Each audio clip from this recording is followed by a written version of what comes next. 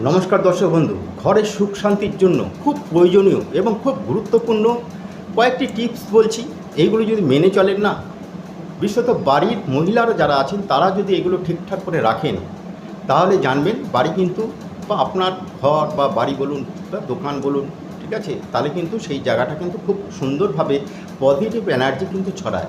যেমন ধরুন, প্রথমে বলে দিই, ঘরে বা আপনার দোকানে কখনই মাকড়সার ঝুল জানি না করে থাকে। মাকড়সার ঝুল কিন্তু আপনাকে বিভিন্ন সমস্যায় জড়িয়ে দেবে, তাই মাঝে মাঝে পরিষ্কার করুন।